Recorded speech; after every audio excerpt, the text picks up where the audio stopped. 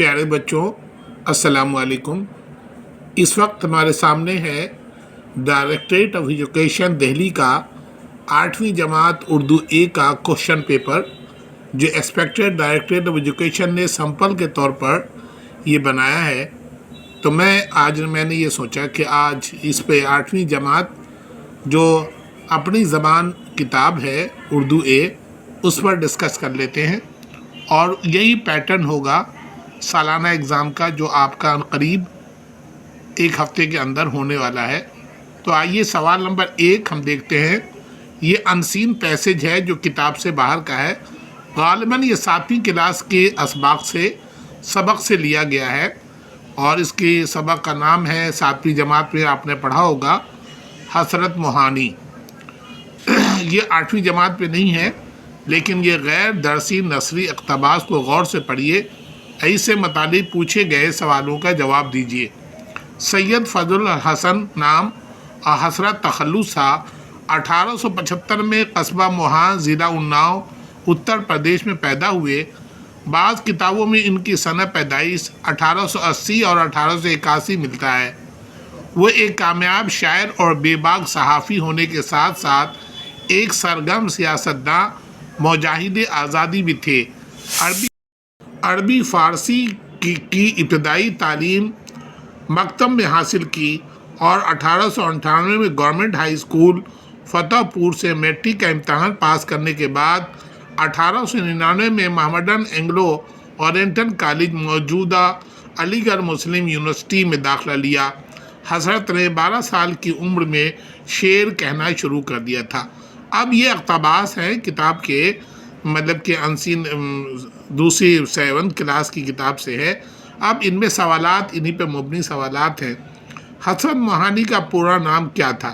یہ اوپر دیا ہوا ہے۔ حسرت موہانی کا نام سید فضل الحسن تھا۔ تو یہ دیکھیے کہاں لکھا ہوا ہے، سید فضل الحسن، یہ سی اس کا جواب ہوگا۔ حسن موہانی کہاں پیدا ہوئے؟ دیا ہوا ہے جواب اتر پردیش میں پیدا ہوئی، یہ جواب بی ہے۔ حسرت نے کتنی عمر میں شعر کہنا شروع کیا تھا؟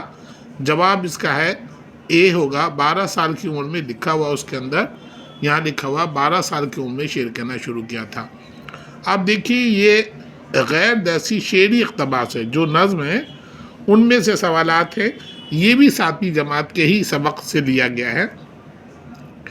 ایک دن کسی مکھی سے کہنے لگا مکڑا، یعنی مکھی سے کہا کس نے؟ مکڑا نے، اس راہ ہمارے راستے، اس راہ سے ہوتا ہے گزر روز تمہارا، لیکن میری کٹیا کی نہ جاگی کبھی قسمت۔ کٹیا میں نے گھر کی، بھولے سے بھی تم نے یہاں پاؤں نہ رکھا، غیروں سے نہ ملیے تو کوئی بات نہیں، اپنوں سے مگر چاہیے یوں کھینچ کے نہ جائے۔ یہ شعری اقتباس ہے۔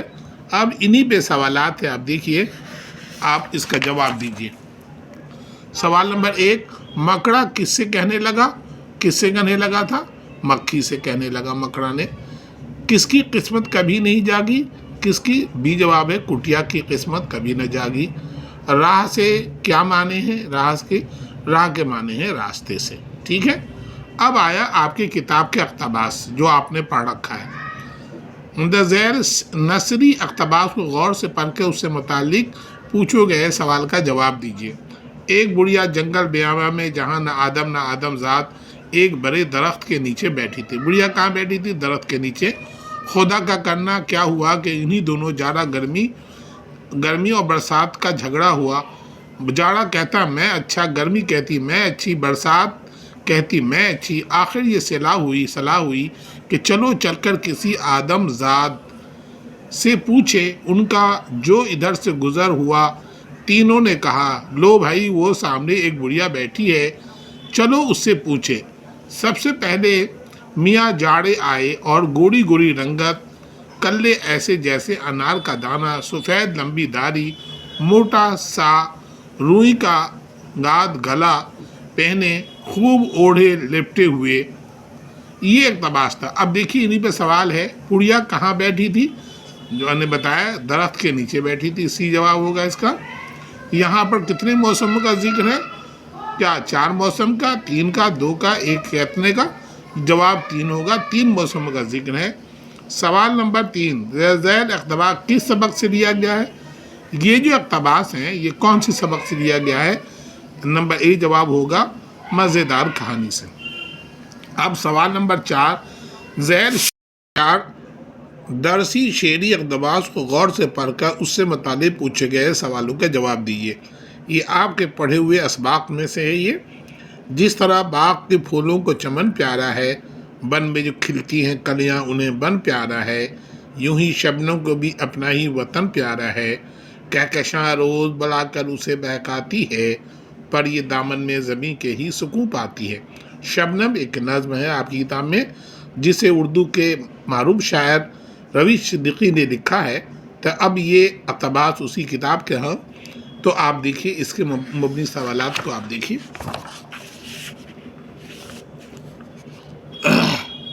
بالا شعری اقتباس کس نظم سے لیا گیا ہے؟ کس نظم سے لیا گیا ہے؟ یہ آپ نے پڑھا، شبنم سے لیا گیا ہے، یہ بھی۔ سوال نمبر 2، شبنم کے معنی کیا ہیں؟ کلی، کانٹا، اوس، جواب سی ہوگا، اوس ہے۔ چمن کسے پیارا ہے؟ چمن کسے ہے؟ ایک اور پھولوں کو چمن پیارا ہے۔ سوال نمبر 5، نیچے دیے گئے عنوان میں سے کسی ایک پر 100 الفاظ پر مشتمل مضمون لکھیے۔ مضمون پسندیدہ تہوار، جو آپ کا پسندیدہ تہوار ہے، علم کی اہمیت، دلی کی تاریخی عمارتیں، کسی ایک پر مضمون لکھنا ہے۔ سوال نمبر 6، اپنے پرنسپل صاحب کے نام 3 دن کی چھٹی کی درخواست لکھیے، یا شادی کی تقریب میں شرکت کے لیے دوست کے نام خط لکھیے۔ سوال نمبر 7، دی ہوئی ہدایت کے مطابق سوالوں کے جواب لکھیے۔ نیچے دیے گئے لفظوں میں سے صرف 4 کے متضاد آپ جانتے ہیں، اپوزٹ کو کہتے ہیں، اپوزٹ ورڈ لکھنا ہے۔ شب منے رات، اس کا اپوزٹ ہے روز۔ سکون، بے قرار، بھلائی، برائی، دور، پاس، پرانی، نئی، آسمان، زمین۔ یہ متضاد ہو گئے۔ اب نیچے دیکھیے، نیچے دیے گئے محاوروں میں سے صرف 2 کے معنی لکھیے۔ لکھنا ہے بیزار ہونا، اکتانا، پاؤں چاٹنا، چاپلوسی کرنا، تھر تھر کانپنا، بہت زیادہ ڈرنا، نہال ہونا، بہت خوش ہونا۔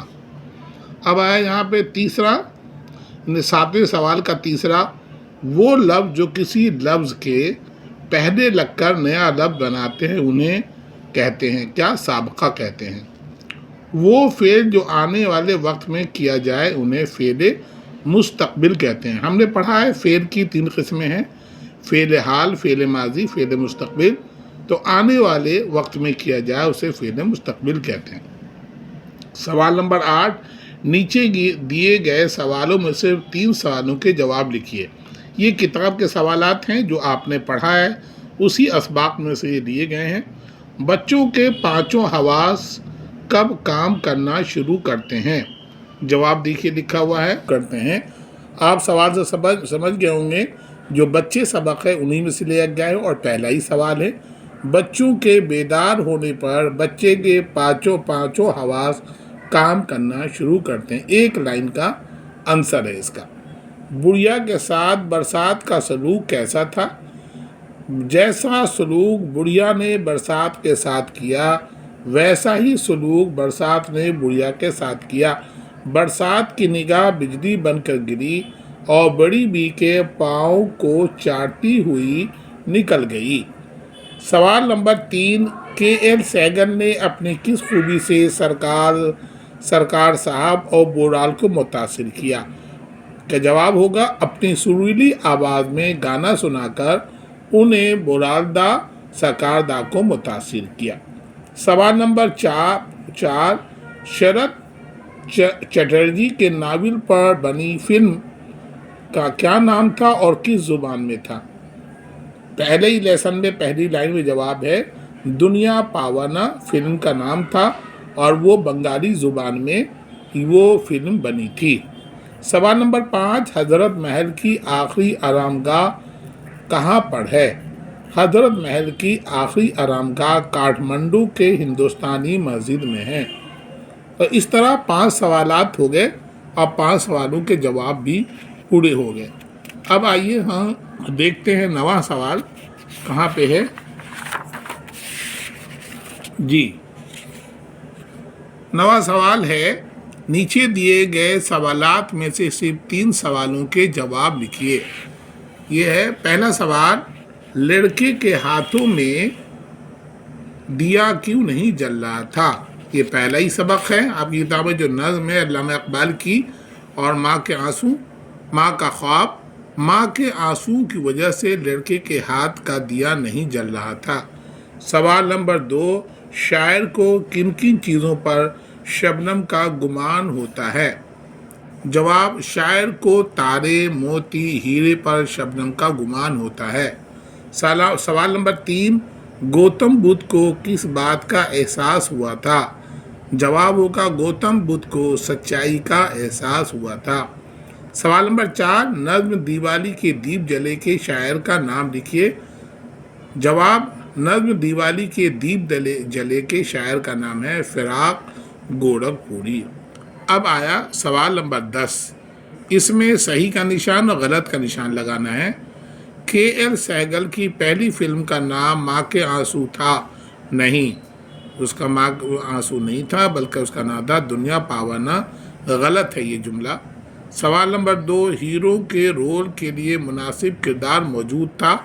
یہ بھی جملہ غلط ہے، مناسب کردار موجود نہیں تھا.